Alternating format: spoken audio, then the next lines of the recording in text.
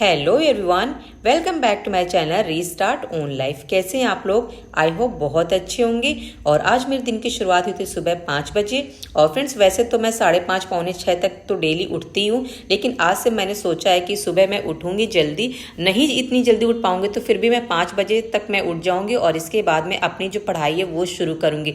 5:30 से 7:30 ऐसे मैं अपनी पढ़ाई कर लूँगी। 2 घंटे के एटलीस्ट कर लूँगी, या नहीं हो पाएगी 2 घंटे की तो फिर भी मिनिमम जो 1.5 घंटे की पढ़ाई है वो हो जाएगी। क्योंकि आज से ना मेरी बेटी के एग्जाम शुरू हो रहे हैं। सो उसके जो स्कूल की टाइमिंग है वो 9:30 से हो गई है। सो अभी क्या है कि सुबह जो इतना जल्दी जल्दी नहीं रहेगा, तो मैं सोच रही हूँ कि ना अभी जब तक उसके एग्जाम चल रहे हैं तब तक मैं भी अपना रूटीन जो है वो चेंज कर लेती हूँ और सुबह सुबह पढ़ने की जो हैबिट है वो फिर से मैं डेवलप कर लेती हूँ।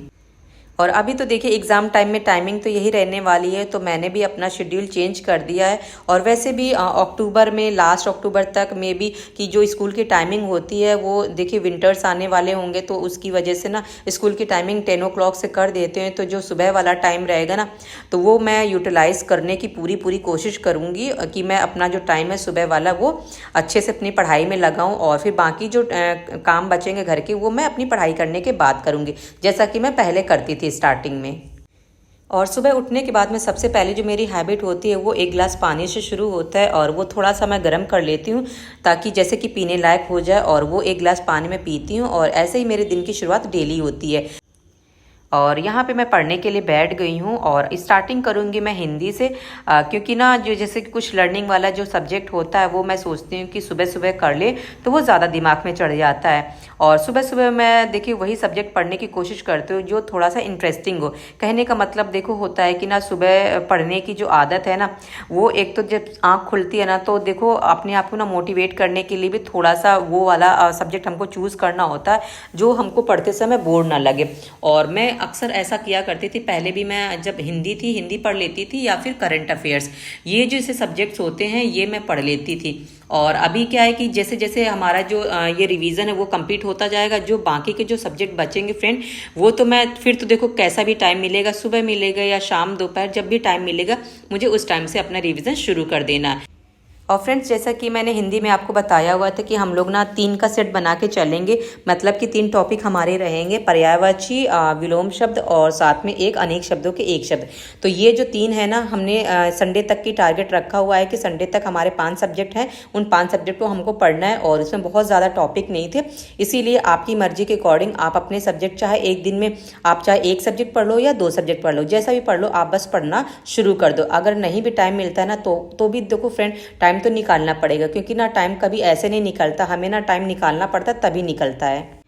और यहाँ पे मैंने पढ़ाई कर ली थी और आ गई थी पार्क में वॉक करने के लिए। जैसा कि आप सबको पता है कि मैं डेली वॉक करती हूँ, और बाई चांस की बात अलग है कि कभी मूड ना हो, वो भी हफ्ते में 1 दिन चल जाता है कि मैं खुद से ही अपनी मर्जी से वॉक नहीं करती हूँ, वरना तो मैं daily he half an hour के लिए पार्क में जाती हूँ, स्पेंड करती हूँ। क्योंकि सुबह सुबह की जो हवा होती है ना वो मुझे बहुत अच्छी लगती है, और मेरा जो रूटीन है ना वो बना हुआ, इसीलिए मैं स्किप करती हूँ ना तो मुझे खुद भी अच्छा नहीं लगता है।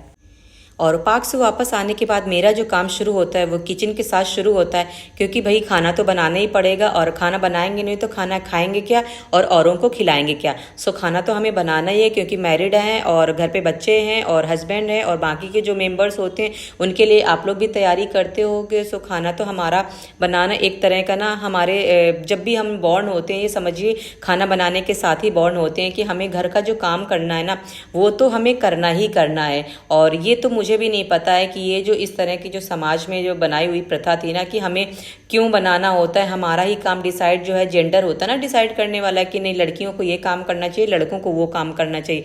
तो ये चीज़ तो मुझे नहीं समझ में आती है कि इसने बनाई है, क्योंकि ना अगर हमारी तबीयत भी खराब होती है तो भी मैं सच बता रही हूँ कोई भी नहीं होता है। इवन आपकी अगर तबीयत खराब भी है ना, आप थोड़ा सा भी रेस्ट कर लोगे ना, लेकिन आपको फाइनली काम आपको ही करना है, घर तो संभालना आपकी ही रिस्पॉन्सिबिलिटी है। चाहे आप कितनी भी बड़ी पोस्ट में पहुंच जाओ, लेकिन आपका जो काम रहेगा ना वो घर को देखना ही पड़ेगा।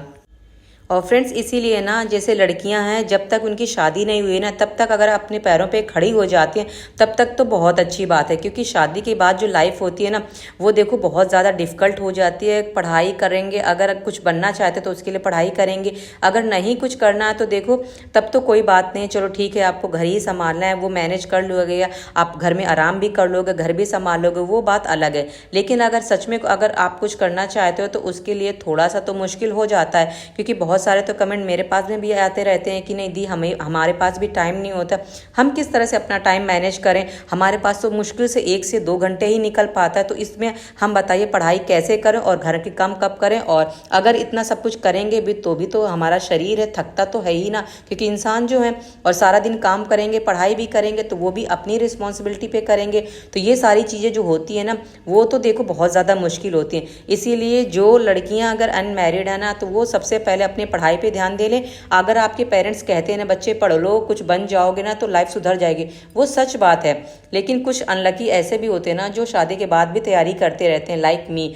मैं अभी तक मुझे कोई सक्सेस नहीं मिली है, मैं पढ़ाई कर रही हूँ, मुझे कुछ बनना है ना इसीलिए शायद पढ़ाई कर रही हूँ। और ये अभी के लिए टाइम जो है मेरे लिए मुश्किल तो है, लेकिन मैंने हार अभी तक नहीं मानी है। मुझे लगता है कि मुझे वहाँ तक कोशिश करना चाहिए जहाँ तक कि हम अभी थके ना। अगर जिस दिन थक जाएंगे ना उस दिन ये तैयारी जो है ना वो छोड़ देंगे। आप लोग भी अपनी पढ़ाई करते रहो, और देखो एग्ज़ाम है, अब पढ़ाई करते रहोगे ना तो ज़रूरी नहीं कि एक एग्ज़ाम क्लियर हो जाए, अगर एक नहीं होगा ना तो दूसरा ज़रूर हो जाएगा, क्योंकि आपकी जो पढ़ाई है ना वो जो तैयारी है वो कंटिन्यू में रहेगी। इस बात पे आप बिल्कुल फोकस मत करना है कि नहीं मेरा एग्ज़ाम निकलेगा या नहीं निकलेगा, क्योंकि क्वेश्चन आते हैं ना मेरे पास में। बस आप अपनी मेहनत पर ध्यान देते रहो, अपनी पढ़ाई करते रहो, कंटिन्यूटी बनाए रहो, और जो भी सब्जेक्ट पढ़ो ना उसको अच्छे से पढ़ो। भले ही आप दिन में एक सब्जेक्ट पढ़ो लेकिन उस एक दिन को ना पूरा बहुत अच्छे से यूटिलाइज कर लो, ताकि वो जो सब्जेक्ट है ना वो आपका बहुत अच्छे से तैयार हो जाए। और फ्रेंड्स जब से मानसून शुरू हुए हैं आप देखिए लगातार बारिश हो रही है, हमारे यहाँ तो बहुत ज़्यादा बारिश हो रही है, डेली ही बारिश होती है, कभी सुबह होती है, कभी दोपहर में, कभी शाम में, लेकिन डेली बारिश होती ज़रूर है। बाई चांस ऐसा कोई दिन होता है जिस दिन बारिश ना होती। अब आप देख सकते कितनी ही तेज़ बारिश हो रही है।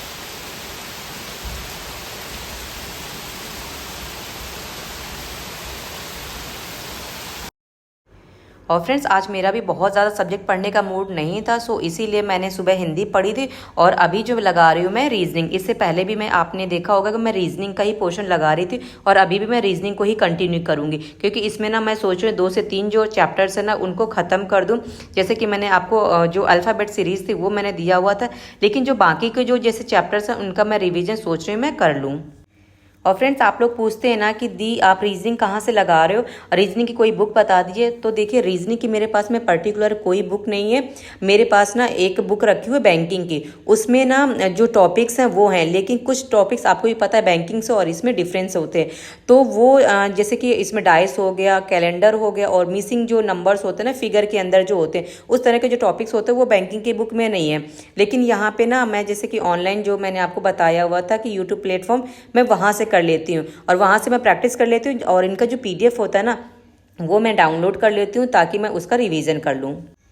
और फ्रेंड्स रीजनिंग में मुझे बहुत ज़्यादा प्रॉब्लम नहीं होती है, क्योंकि इसके जो ज़्यादातर जो चैप्टर्स हैं वो मुझे आते हैं, लेकिन कुछ हैं बस टॉपिक, बस उसी में मुझे कन्फ्यूज़न होती है, क्योंकि अभी मेरे पास में कोई बुक नहीं है। इसीलिए मैं ना RWA सिविल सर्विसेज का ये जो चैनल है बस वहाँ से मैं प्रैक्टिस कर लेती हूँ, ताकि जो मुझे ये भी पता रहे ना कि देखिए अब रीजनिंग में तो बहुत सारे चैप्टर्स होते हैं, बहुत सारी चीज़ें, उसके अंदर का जो पूछने का पैटर्न है वो भी अलग होता है हर एग्ज़ाम के पॉइंट ऑफ व्यू से। लेकिन RO के एग्ज़ाम में जिस तरह के जो क्वेश्चन बनते हैं बस वही जो यहाँ पे प्रैक्टिस करा रहे, बस इसीलिए मैं यहाँ से कर लेती हूँ। और मैं सोच रही हूँ कि जैसे कि आज ना मैंने क्या किया है, 2 चैप्टर है उनको इनके थे 5-6 क्लासेस थी, तो वो मैंने अभी मैं जो एक पहले वाले चैप्टर की थी वो मैंने कंप्लीट कर लिया था, और अभी जो है वो सेकंड वाला जो है पेयरिंग वाला, बस वहाँ से भी मैं देख रही हूँ। और फ्रेंड्स आप लोग चाहो तो आप लोग भी यहाँ से अपनी रीजनिंग जो है वो तैयार कर सकते हैं। प्रिंट आउट मत निकलवाए, PDF डाउनलोड कर लीजिए, और बाकी जब आपको टाइम मिले तो वहाँ से आप रिवीजन करते रहो। चलिए फ्रेंड्स इस वीडियो को मैं यहीं पे एंड करती हूँ, और हम लोग मिलते हैं नेक्स्ट व्लॉग में। तब तक आप लोग भी अपनी पढ़ाई करते रहिए फ्रेंड्स, और वीडियो पसंद आए तो लाइक कर दीजिए, चैनल पे नए हैं तो सब्सक्राइब कर दीजिए, और हम लोग मिलते हैं नेक्स्ट व्लॉग में। तब तक के लिए बाय और टेक केयर।